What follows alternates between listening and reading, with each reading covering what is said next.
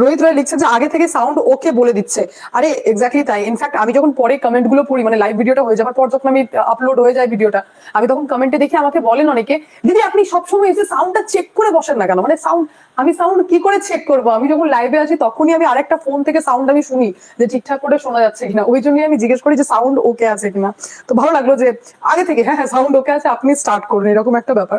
আমি বাংলাদেশ থেকে দেখছি, চলুন অনেক অনেক ধন্যবাদ। অলোকে দিদি শুরু করো, একদম শুরু করছি। জয় শ্রীরাম, জয় শ্রীরাম। শুধু জয় শ্রীরাম বলছেন কেন? জয় জগন্নাথ বলুন, নাহলে চাপ হয়ে যাচ্ছে চারিদিকে। মনে হয় কোথাও ঘুরতে গিয়েছিলে? একদম নয়, আমি কোথাও ঘুরতে যাইনি। অ্যাকচুয়ালি ব্যাপারটা হচ্ছে যে আমি এখন যেহেতু একটুখানি কোর্ট যাওয়া স্টার্ট করেছি, তো সেই কারণে টাইমের প্রবলেম হচ্ছে জানি আমি। তারপরেও আমি রাত্রে এলাম, মানে সত্যি একটু প্রবলেম হচ্ছে। আপনারা অনেকেই বলছেন যে দিদি কেন এত ইয়ে হচ্ছে, একটু অ্যাডজাস্ট করতে প্রবলেম হচ্ছে টাইমের, কিন্তু আমি খুব তাড়াতাড়ি সবটা সেটেল করে নেবো, অসুবিধা নেই। আর তার থেকে বড় কথা হচ্ছে বাজে এখন 11টা 12, কিন্তু একটি ভিডিও দেখে আমি ভীষণ বিচলিত। যে ভিডিওটি দেখার পর আমি ভাবলাম যে এই ভিডিও আপনাদের সাথে শেয়ার না করলে রাতের ঘুমটাই ভালোভাবে আসবে না। তো সেই ভিডিওটি একবার দেখাই, আপনাদেরকে ভালো লাগবে আপনাদেরও। দেখুন আজকে আমি আগে থেকে বলবো না, ভিডিওটি দেখে আপনারা বলবেন যে আমি ঠিক কি দেখাতে চাইছি। দেখুন তো চিনতে পারছেন কিনা কাউকে এখানে? দেখুন তো চেনা যাচ্ছে কিনা, কিছু লাগছে চেনা জানা? দেখা যাচ্ছে স্ক্রিনে? পারফেক্ট। দেখুন তো কেউ একজন টেনশনে আছেন, খুব চিন্তা ভাবনা চলছে, চারিদিকে সবাই মোবাইলে ফটো তুলছে, কিন্তু একজন দেখুন নখ কাটছেন আর একজন চুপটি করে দেখছেন। এ ভাই ইয়ে ক্যা হো রাহা হ্যায়, ভাই ইয়ে ক্যা হো রাহা হ্যায়। চিনতে পারছেন আপনারা? হ্যাঁ চিনতে পেরেছেন নাকি পারেননি? নামটি লিখুন। বিজেপি সরকার বা এই তৃণমূল কংগ্রেসের সরকার পরিবর্তনের আগেও আমি গলা ফাটিয়ে বলেছি, আজ তো বলবোই, আজ তো সময় সুযোগ, আজ বলবো না তো কবে বলবো? সুপ্রতিম সরকার, মনে পড়ছে আরজিকর থেকে একের পর এক ইনসিডেন্ট মনে আছে, মানে একদম ডট টু ডট মনে আছে। পাশে রয়েছেন জাভেদ সামিম, লোক কাটছেন। শুভেন্দু অধিকারী শপথ নিচ্ছেন, লোক কাটছেন। সুপ্রতিম সরকার দেখছেন যে ভাই কি হবে। প্রথমে যিনি সিএম, মানে শপথ যেহেতু শুভেন্দু অধিকারী নিয়েছেন, তো এক্সপেকটেশন ছিল আগে দুদিন চেয়ারে বসবেন, একটু রিল্যাক্স, তারপর তো। কিন্তু একই শুভেন্দু অধিকারী শপথ নিতে একের পর এক বদলির খবর অলরেডি আসতে লেগেছে, যেখানে একজন সরকারি কর্মীকে তো মোটামুটি বলতে পারে নবান্ন থেকে তুলে একদম প্রত্যন্ত গ্রামে পাঠিয়ে দেওয়া হয়েছে। আমি জানাবো আপনাদেরকে, কিন্তু একটু সুপ্রতিম সরকারকে নিয়ে বলি। প্রথমে দক্ষিণবঙ্গ এডিজি ওয়াগেরা ছিলেন যখন আরজি করের ঘটনা ঘটে, যখন প্রেস কনফারেন্স করতে বসতেন তখন মনে হতো যে উনি সরকারি উর্দি পরে অফিসার কম তৃণমূল কংগ্রেসের কোনো বক্তা বসে গেছে। হ্যাঁ হ্যাঁ না, মনে পড়ছে তো আপনাদের নিশ্চয়ই। তো এইভাবে বক্তব্য রাখতেন। শোনা যায় আবার অভিষেক ব্যানার্জি অত্যন্ত ঘনিষ্ঠ একজন ব্যক্তি, কলকাতার পুলিশ কমিশনার করে দেওয়া হয়েছিল, সেখান থেকে আবার সিআইডি হেড। যখন মোফাক্কিরুল ইসলাম অ্যারেস্ট হয়েছেন, সেই জুডিশিয়াল অফিসারদের অ্যাটাক করার ব্যাপারটা যখন হাইলাইট হয়, তখন মমতা ব্যানার্জি বুক ঠুকে বলেছিলেন যে আমাদের সিআইডি অ্যারেস্ট করেছে। তখন হেড কে ছিল? সুপ্রতিম সরকার। ইমিডিয়েটলি কমিশন জানার পর ওনাকে ট্রান্সফার করেন, এ তো ভাই ডুবিয়ে দেবে। কি করছে মানে এত লেভেলে গিয়ে কি করে কারোর হয়ে কাজ করা যেতে পারে? মানে এত তৃণমূল কংগ্রেস ঘনিষ্ঠ হলে হবে? তো বিষয়টা এইরকম ছিল। হেড থেকে এইভাবে মানে একদম পুরো সিআইডি হেড, তারপর ওখান থেকে সরিয়ে দেওয়া হয়। এবার এখন তো দেখছি বসে আছেন উনি, নোক কাটছেন। মানে ভাই ইয়ে ক্যা হো গেয়া শুভেন্দু অধিকারী। আর যাই হোক, জোস কিন্তু ইউথ ছিল। 2021 সালে ভরাডুবির পর যখন বিভিন্ন পুলিশ আধিকারিক শুভেন্দু অধিকারীকে আঙুল দেখিয়ে কথা বলতেন, চিৎকার করতেন, তখন এই শুভেন্দু অধিকারী নিজে বলতেন যে নাম লিখে রাখছি ভাই, পরে দেখে নেবো, নাম লিখে রাখছি, কাউকে ভুলবো না, দাও চটিচাটা পুলিশ। আজ ওর জন্যই ক্ষমতা পরিবর্তনশীল। সুতরাং যেটা সঠিক তার সাথেই থাকা উচিত, যেটা বেঠিক তাকে বেঠিক বলা উচিত, অর্থাৎ সত্যের পথে চলা উচিত, যেটা আমি প্রথম দিন থেকে করে এসেছি। তো আজকে গর্বের সাথে বলতে পারছি আমি আপনাদের সামনে যে এই সুপ্রতিম সরকারকে নিয়ে আমি আগেও বলেছিলাম, আজও বলছি। সব থেকে বড় কথা হচ্ছে আজকে যেখানে শুভেন্দু অধিকারী ব্রিগেডে যখন শপথ নিচ্ছেন, কলকাতায় যখন হিস্টোরিক্যাল মুভমেন্ট হচ্ছে, কেন 20 জন মুখ্যমন্ত্রী, ভিভিআইপির মতো ব্যাপার, যারা ভিআইপি পাস নিয়ে ঢুকেছেন তারাও ভিআইপি ট্রিটমেন্ট পাননি, কারণ কাকে ভিআইপি ট্রিটমেন্ট দেওয়া হবে? এত এত এত ভিভিআইপি লোকজনে ভর্তি, কে কাকে দেখবে, কার দিকে তাকাবো, কার দিকে ক্যামেরা ফোকাস করবে? তো সেই মুহূর্তে দাঁড়িয়ে মমতা ব্যানার্জি নিজের কালীঘাটের বাড়ি থেকে রবীন্দ্র জয়ন্তী পালন করছেন। এটাই তো হচ্ছে কথা, এটাই তো হচ্ছে সময়ের মার, যেটাকে বলা হয় ধৈর্য এবং সহ্য, দুটোই নিজের মধ্যে রাখতে হবে। সময় অতি অবশ্যই আসবে। আজ যে মমতা ব্যানার্জি বলেছিলেন যে সিপিএম চলে গেছে মহাশূন্যে, সেই বাম এবং অতি বামকে এখন আহ্বান জানাতে হচ্ছে যে আমি 4টে থেকে 6টা পর্যন্ত অফিসে আছি, কারা কারা আসবেন চলে এসেন যেন। সেই বাম বলছে আজ মনে করলো, বাম বলছে আমরা তো শূন্য, এখন আমাদেরকে মনে করে কি লাভ?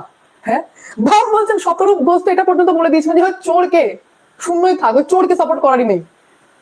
পরিস্থিতি যে দল, যে সিপিএম এইবার 0.79% ভোট শেয়ার পেয়েছে, 0.79, তার সাপোর্ট চাইতে হচ্ছে তৃণমূল কংগ্রেসকে, একটা ঘরের মধ্যে দুটো চৌকি পেরে বসে 4টে লোককে নিয়ে। তাহলে যখন ক্ষমতায় রয়েছিল, যখন ক্ষমতায় আপনি ছিলেন, তখন এরকম করা উচিত ছিল না, বিরোধীকে পারমিশন দেবো না, বিরোধী তো কালীঘাটের রাস্তা দিয়ে হাঁটতে পারবে না। তাহলে আজ এতটা ভয় লেগেছে যে যদি ওপেন মিটিং করা হয় তাহলে সাধারণ মানুষ যদি চোর বলে দেয় কি করে সহ্য করবেন? কারণ দেখলেন তো এখানে মৌম মৈত্রের ব্যাপারটা কি হলো। তো সময় কারোর বাবার না, কিন্তু কুণাল ঘোষের ব্যাপারটা কেন আপনারা ভাবছেন না? কুণাল ঘোষ তো খারাপ লাগছে, বঞ্চিত বেচারা। কি ইকুয়েশন দিতেন আমরা 230 240, যখন জিজ্ঞেস করা হচ্ছে যে কুণাল দাদা তাহলে কি হলো, আপনার তো ইকুয়েশন দিল না, তখন বলছেন যে আমি তো দলের মুখপাত্র, দলের শেষ দিন পর্যন্ত আমাকে বলতে, মানে দল যখন শয্যাশায়ী হবে তখনও কুণাল ঘোষ কিন্তু বলবেন যে এই তো আমরা রয়েছি। মানে এটাই তো তার মানে যে দলের শেষ দিন পর্যন্ত দলের সাথ ছাড়া যাবে না, এটাই হচ্ছে বিষয়। তো সেই কুণাল ঘোষকে আজকে বঞ্চিত করা হলো। কেমন বঞ্চিত করা হলো? যে আজকে অভিষেক ব্যানার্জি যখন পদ দিচ্ছেন বড় বড় অল ইন্ডিয়া তৃণমূল কংগ্রেস থেকে, ভালোই এটা হতে পারে যে কোনো রাজ্যে নেই, কিন্তু আছে তো all India Trinamool Congress, all India সর্বভারতীয় তৃণমূল কংগ্রেস, তো সেখান থেকেও পদ দেওয়া হচ্ছে। কুণাল ঘোষ বেচারা বেলেঘাটায় জিতে, কত কপাল খারাপ হলে এরকম হয়, এতদিন পর্যন্ত গলা ফাটালেন লাস্ট 5 বছর, চিৎকার করার পর যখন নিজে জিতলেন তো সরকারি নেই আর, মানে এর থেকে খারাপ পরিস্থিতি আর কি হতে পারে এখন ভাবুন। তো সেই কুণাল ঘোষ আজ আপনি বঞ্চিত, কারণ এখনো তৃণমূল কংগ্রেস আপনাকে ভরসা করতেই পারছে না যে আপনি দলের না দলের বাইরে। আপনি বলছেন যে শেষ নিঃশ্বাস পর্যন্ত রয়েছে, কিন্তু দল কি আপনাকে চাইছে? দল তো আপনাকে সন্দেহের চোখে দিচ্ছে। কেমন সন্দেহের চোখে? ভাবুন একবার বিষয়ে, বিধানসভায় শোভন দেবকে করা হয়েছে বিরোধী দলনেতা, তার আবার ডেপুটি ব্যাপারও আছে, ডেপুটি বিরোধী দলনেতাও করা হয়েছে, দুটো সিট, যার মধ্যে একজন হচ্ছেন অসীমা পাত্র মহিলা আর একজন হচ্ছেন নয়না বন্দ্যোপাধ্যায়। হাই রে কুণাল ঘোষ, আপনার চিন্তা করার মতোই অবস্থা। নয়না বন্দ্যোপাধ্যায় হচ্ছেন সুদীপ বন্দ্যোপাধ্যায়ের স্ত্রী। উত্তর কলকাতার যত ঝামেলা সুদীপ বন্দ্যোপাধ্যায়কে নিয়ে। তাপস রায় যে বিজেপিতে জয়েন করেছেন সুদীপ বন্দ্যোপাধ্যায়ের জন্য, সাদা হাতি নামে পরিচিত সুদীপ বন্দ্যোপাধ্যায়। আমি বলছি না, ওখানকার লোকজন এমনি ওটা হাইলাইটেড, মানে ওটা তাপস রায়ও বলতেন ওনাকে সাদা হাতি, মানে আমি টিজ করে বলছি না, উনি এই নামেই পরিচিত। তো সুদীপ বন্দ্যোপাধ্যায় হচ্ছেন এমপি, ওনার বউ হচ্ছেন এমএলএ। এবার তাপস রায়রা বলছেন যে এত যোগ্য ব্যক্তি থাকতে, যে ব্যক্তি এমপি হওয়ার পর দিল্লিতে পড়ে থাকে, যার অর্ধেকের বেশি কাজ আমাদেরকে করতে হয়, তো তৃণমূল কংগ্রেস কি আমাদের মধ্যে কাউকে যোগ্য খুঁজে পাচ্ছে না? এমপি টিকিট সুদীপ বন্দ্যোপাধ্যায়কেই কেন? আমরাও তো রয়েছি, আমাদের মধ্যে কাউকে দিলেই হয়, কারণ কাজ তো আমাদেরকে করতে হয়, উনি তো থাকেন দিল্লিতে। এবার অভিষেক ব্যানার্জি এখানে ম্যাটার করে, শোনা হয়নি টিকিটটা আবার সুদীপ বন্দ্যোপাধ্যায়কে দেওয়া হয়। তাপস রায় রেগে গেলেন, বলেন থাকলো তুমি আর তোমার দল, আমি তো চললাম। আর যে টাইমে এসেছেন তখন তো বিজেপি তো খুব একটা ভালো অবস্থাও নয়, তারপর 2024 ইলেকশন হয়েছে, ইলেকশনে ভরা ডুবি, অনেক খারাপ সময় এসেছেন।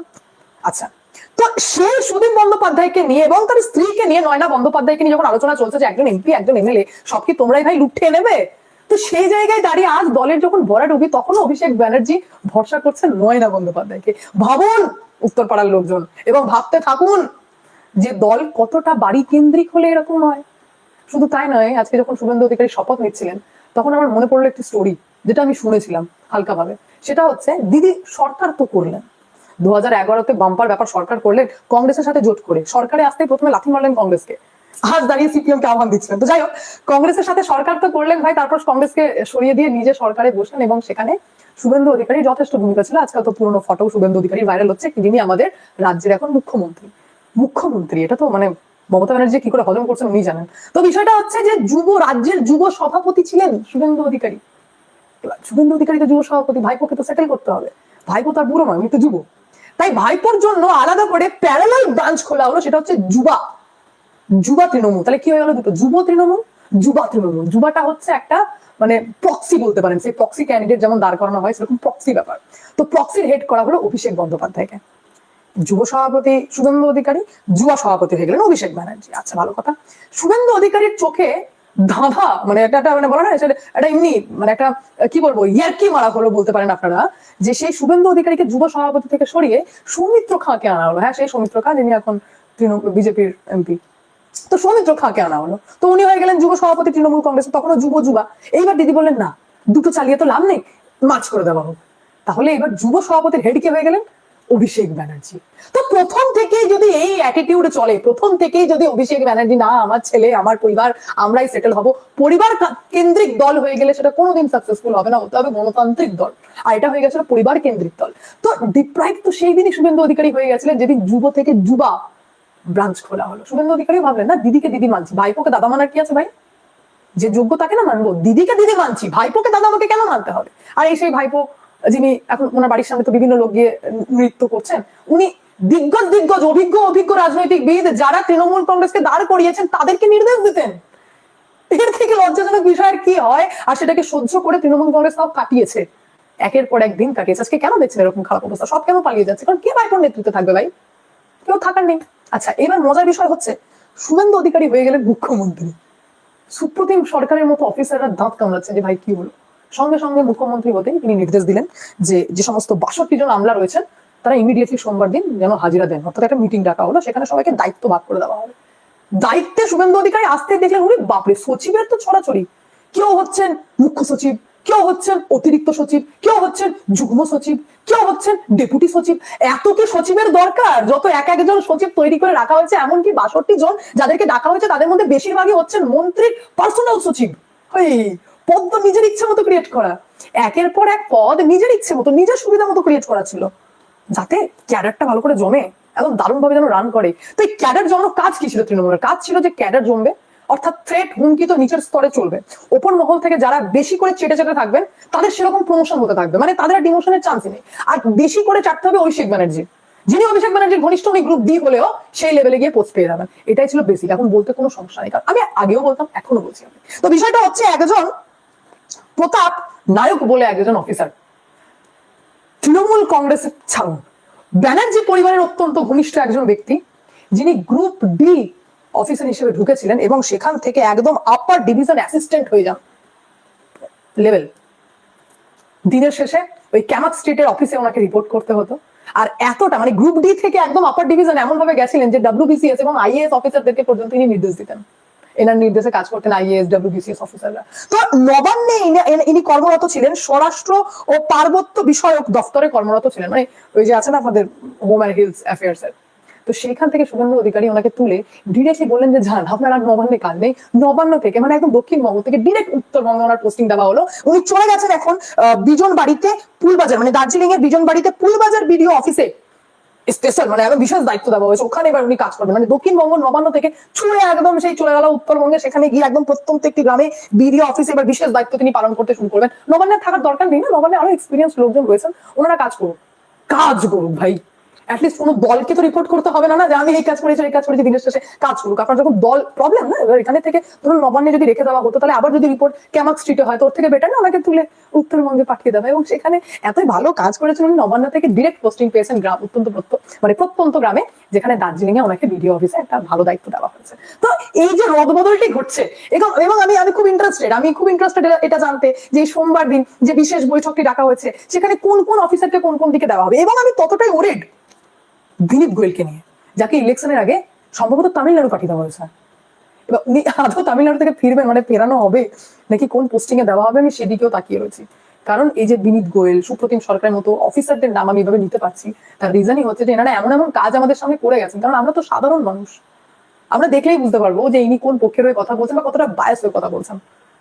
এবার বিনীত গোয়েলকে নিয়ে আমি চিন্তিত যে উনি তো এখনো রাজ্যে ধরুন আসেননি, মানে ইলেকশন ডিউটিতে ওনাকে বলা হয়েছে যে রাজ্যে থাকার দরকার নেই, তুমি তামিলনাড়ুতে অবজারভার হিসেবে চলে যাও। তো ওনাকে আবার ফিরিয়ে আনা হবে, বা ফেরানোর পর আমাদের নব্য যিনি মুখ্যমন্ত্রী হয়েছেন শুভেন্দু অধিকারী, উনি কি ডিউটি দেবেন ওনাকে, সেদিকে আমার অতি অবশ্যই নজর থাকবে। মানে এই বিষয়টা অত্যন্ত ইম্পর্টেন্ট ব্যাপার যে আধিকারিকদেরকে ঠিক কিভাবে রদবদল করা হয় এবং ওনাদেরকে কি কি দায়িত্বে দেওয়া হয়। বাকি এই পুরো বিষয় নিয়ে আপনাদের কি মন্তব্য অবশ্যই কমেন্টের মাধ্যমে জানাবেন। আমি এখানে এন্ড করবো, দেখা হচ্ছে নেক্সট ভিডিওতে।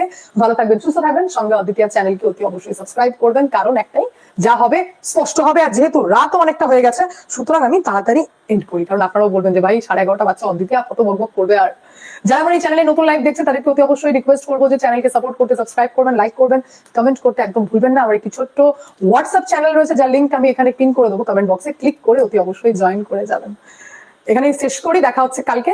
ধন্যবাদ।